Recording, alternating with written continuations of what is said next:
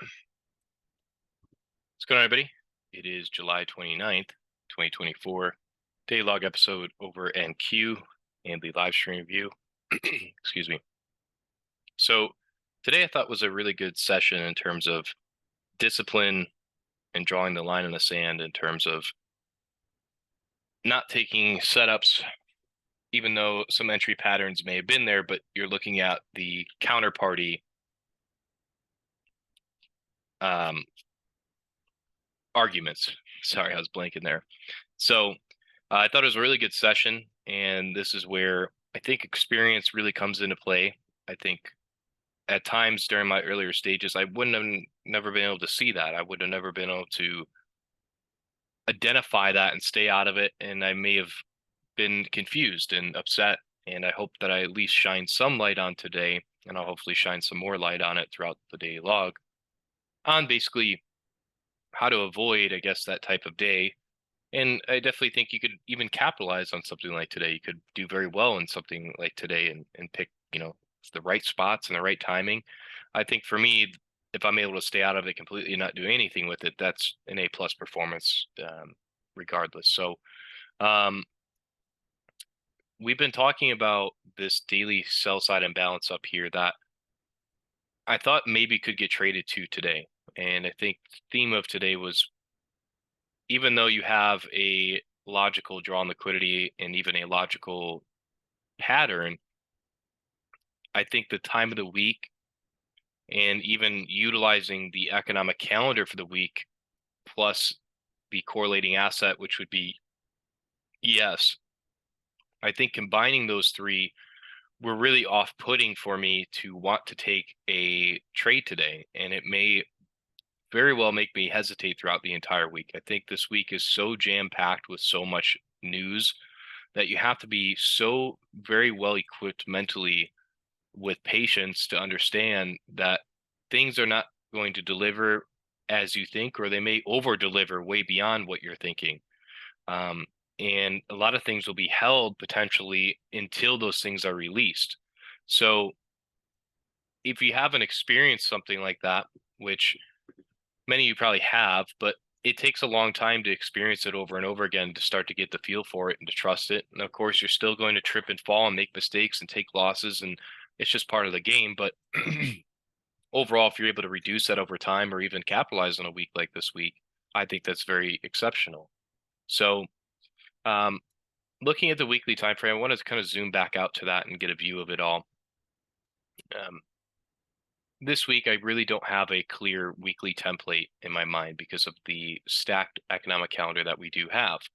That can create, for me, an unforeseeable weekly template. Things can be set, the high of the week, low of the week in the same day. It can be an oddball type of high or low of the week being set type of day. But if we were to play this out, the fact that we're not willing to get into that daily time frame sell side imbalance just yet, it makes me think, well, is the low of the week being set right now on a Monday or potentially tomorrow, going into Tuesday/Wednesday? And then does that support for higher prices the rest of the week? That could potentially do it. Or do we completely trade all the way through this weekly bullish order block? So there's a lot of scenarios that I can see happening. I don't have a clear one. I'm not going to give you one because I don't really particularly know. I don't have a lot of evidence for it. I'm playing it day by day in these conditions because with the stacked economic calendar, it just makes it so hard to read.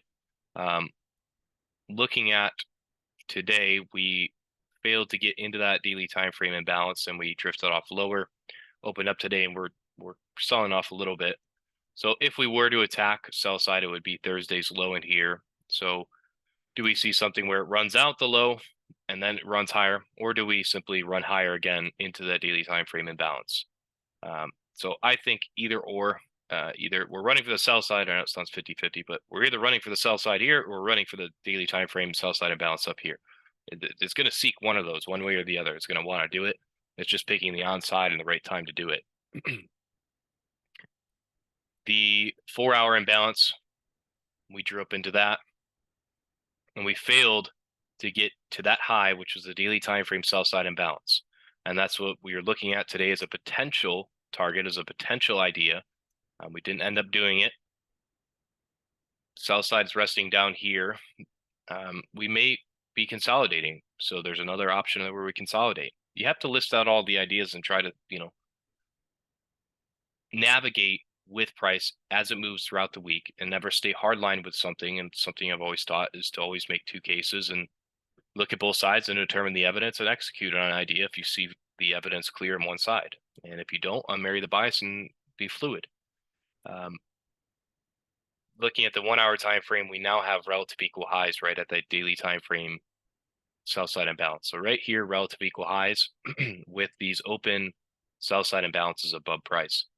And that was my idea going into today and last night with the weekly forecast was, well, do we gravitate up into the sell side imbalances plus the daily sell side imbalance to set potentially the high of the week, or at least just a short-term trade into that this week on a Monday? We've drifted off lower now, so we have some sell side underneath us. Do we potentially run for that tomorrow? That will eventually get cleaned up, the buy side imbalance or the buy side liquidity. It eventually will. I just don't know when that will happen. The fact that we're working away from it and we failed to do that today, it may be left for a different time. Okay, with news event drivers as major as they are this week, price can be heavily manipulated. Price can be leaving certain sell side or buy side liquidity pools. Certain draws cannot be met because they're holding it for that news driver event. They're holding it or engineering liquidity for that news driver event. And I think that's the main point that I'm trying to get across this week is a lot of things are not going to be met. Your expectations are not going to be met. Price delivery is not going to be as efficient as you think it might be until those are released. And after they're released, then the wave of that all comes out. Then you can hop on board and at least anticipate things to be met and price to be clean. So there's a reason why you saw me very, very patient today, not doing a whole lot with it. If things were different, this is where characteristics and patterns and models and time of week and all these things we talk about, it's all similar. They all have similar patterns every single week. All the models have similar things, right? But it's the surrounding things. If you're only focused on the model and only on this fair value gap and only on the 2022 model, well, of course, you're going to fail because you're not looking at the surrounding confluences and factors. Does the 2022 model always look the same? For the most part, it looks relatively the same. But how often does the one you execute on work? Well, that depends on the surrounding evidence and confluences and the bias and things that we talk about that are going to make it work. And it's why we always are looking at both sides of the story and looking at the surrounding evidence and trying to disregard it and regard it. What I'm talking about right now is how you maintain consistent profitability and how you weed out good setups and bad setups. Otherwise, you're just taking whatever setup forms and whatever fair value gaps forms and whatever drawn liquidity you think is going to be met. If you're not paying attention to all those factors, then obviously it's going to be a lot harder. So hopefully the live stream today was a good example of it.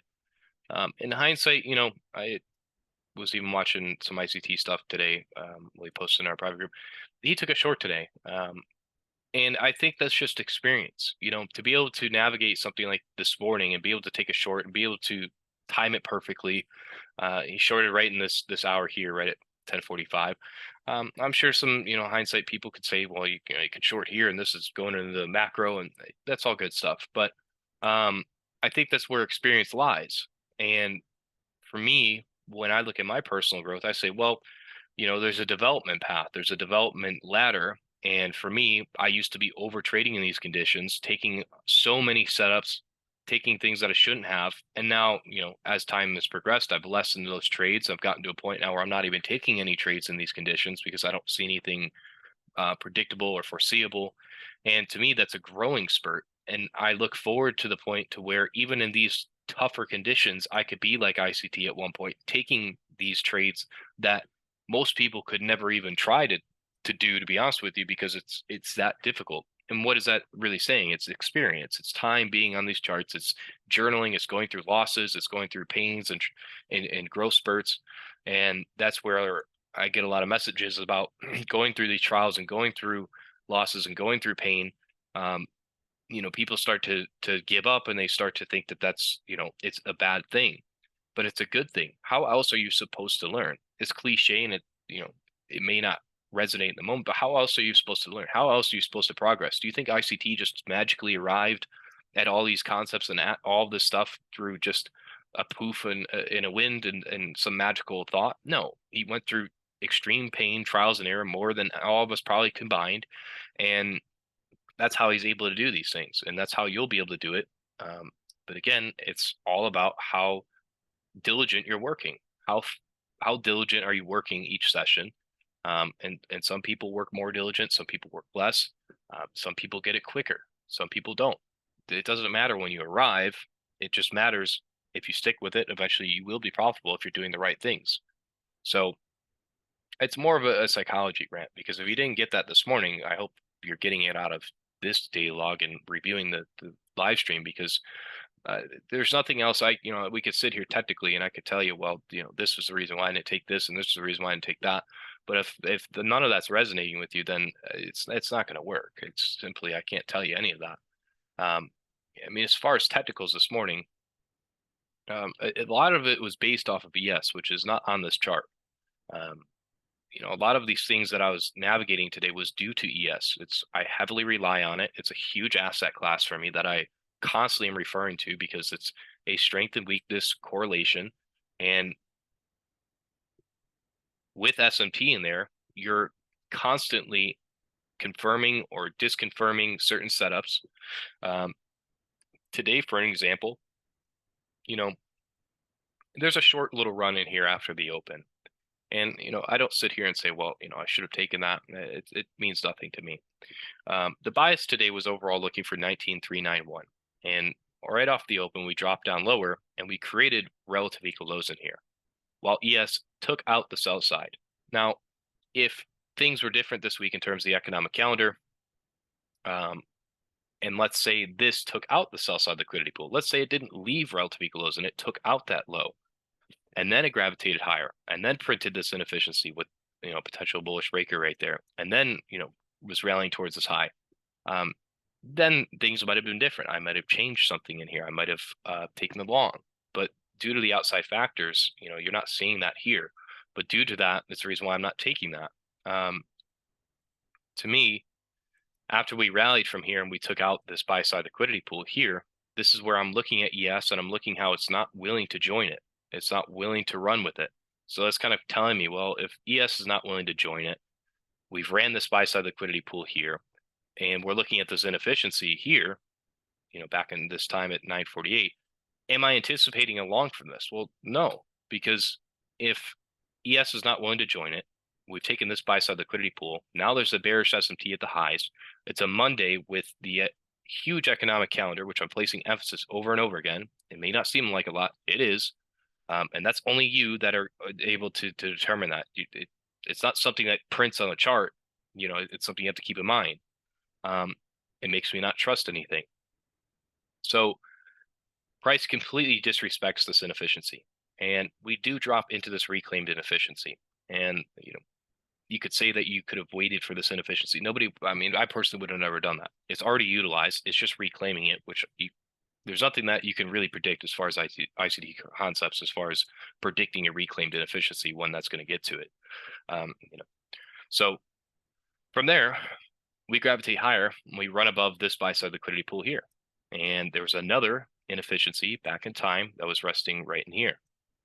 So you have this inefficiency before that drop lower that I said, well, that could be a potential entry pattern.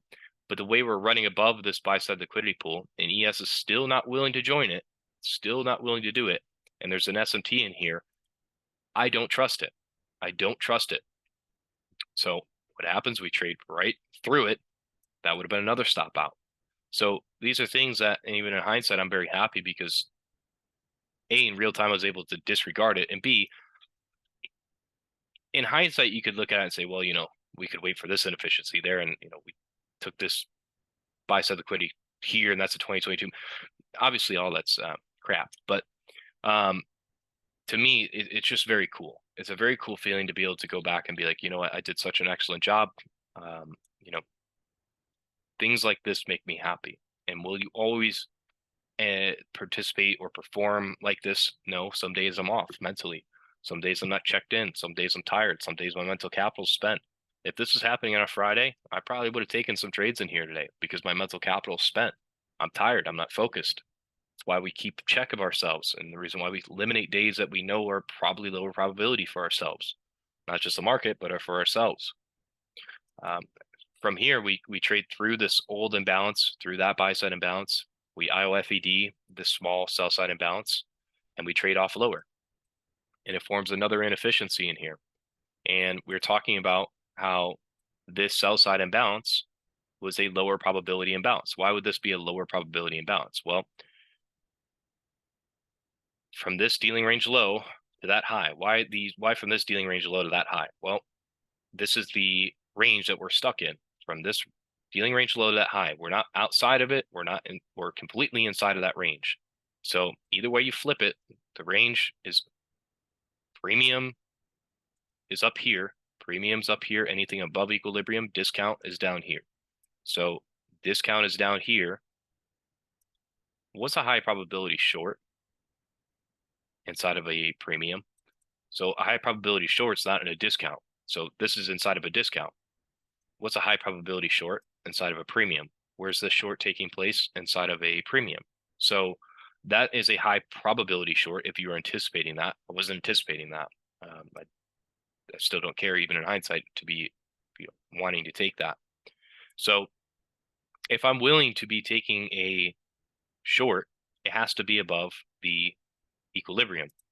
And the bearish dealing range is from this dealing range low, dealing range high, down to this low. So anything above this equilibrium would be a point to be willing to take a short. What's inside of that? You have a bearish breaker, which is this last down close candle. You extend it to your right. That's your last down close candle. I'll remove some of these. High, low, higher high, lower low. Bearish breaker, mean threshold right there. You go out to your 5-minute time frame. Why the 5-minute time frame? Because it's the parent to the 1 minute. Inside of, I'll just remove it all. Inside of that, you have a dealing range high, same one we had marked up, dealing range high to low, equilibrium sitting here. You have a inefficiency that's working right here. And that was your bearish breaker on the 1 minute, this last down close candle here. So that is what is supporting price as far as lower prices. So inside of that, that is why you'd be taking a short inside of that premium up there rather than this sell side imbalance down here. That's another avoidable loss. Is that something that, again, is easy to do in your earlier years? No. And even sometimes I get tripped up with it. Are there times that you can be willing to take a short down here when it's inside of a discount? I'm sure somebody's asking that. Yes, you can. Well, how is that? Well, you have to look at the outside factors. You have to look at, well, what is ES doing? What's the economic calendar for the day, for the week? What's the higher time frame suggesting? Is it overall very bearish? What's the higher time frame looking like? What's the formation all the way from a daily all the way down to a 1 minute time frame? Does it have speed? Is it really willing to get to the sell side? Those are all what I would call experience. It's something you can't really teach. You can point to it, but you have to see it for your own eyes and experience it for your own self to be able to see that and be willing to say, okay, well, I'd be shorting in this discount, anticipating that it's not going to have the premium retracement and it's going to be willing to drift off right into the sell side. So from there, it's just high resistance, reclaiming that bearish breaker. We eventually do sell off right at the 1050 macro, right on basically the dot, 1050 to 1010 or 1110. That's where it sells off. In hindsight, could I be like, well, I could be shorting in here. The only place I saw logical to short was to this low in here. This low right here, which we had annotated during the whole live stream, which were relative equal lows resting down here. Now, if I'm willing to short at that sell side imbalance, I would be anticipating even in real time would be an IOFED. Well, if it's an IOFED, my risk to reward, either I'm having it above the third candle, second, or right here. Preferably, you want it above the third candle. Risk to rewards a little skewed there. I mean, it's not great. I don't want to open myself up to 45 handles of risk or even 32 handles of risk. I was willing to leave it. I don't feel any type of way about it. As soon as you work underneath the sell side, I'm not willing to take the short in here because anytime you take out a short-term low, it can move into a short-term premium. We eventually saw off a little bit more, and this is what I would call, to me, a very manipulated run. This is what I call manipulation in a sense, or at least what I've seen from ICT is anytime you have a run like this where there's very little retracements and it's kind of just a wicked run. This is not what I would classify as a normal run, really. If you've been here for a while, you know what a normal run is. Like where you're having expansion, nice retracement into an inefficiency, works off of it. The volume's really nice in here. This is really like weird delivery. So anytime I see that, it delivers right to this buy side liquidity pool. And from there, if you look even at a 5 minute, I think it gives the clearest view. That's just an odd delivery. I don't know how else to explain it. And again, you keep in mind for broken record for the 100th time, economic calendar for the week. That is suggesting that's a weird delivery. So would we be anticipating even this high to be ran to, or even 19,391 that we are looking at as the daily time frame imbalance up there? Probably not. It's probably not going to get there. And even for me personally to be shorting up here, I would feel very uncomfortable doing it, even though I don't trust the longs. I wouldn't really be comfortable shorting it. Hindsight, it worked out and it drifted off lower, but I wouldn't have been anticipating any of this. I wouldn't have been willing to do it. So, um, yeah, I feel pretty good about the day log. It feels feel like it was a good one today. Hopefully you guys learned a lot. Hopefully it was insightful. And we'll be back here tomorrow with the live stream. Until then, good luck and good trading, everybody. Be safe.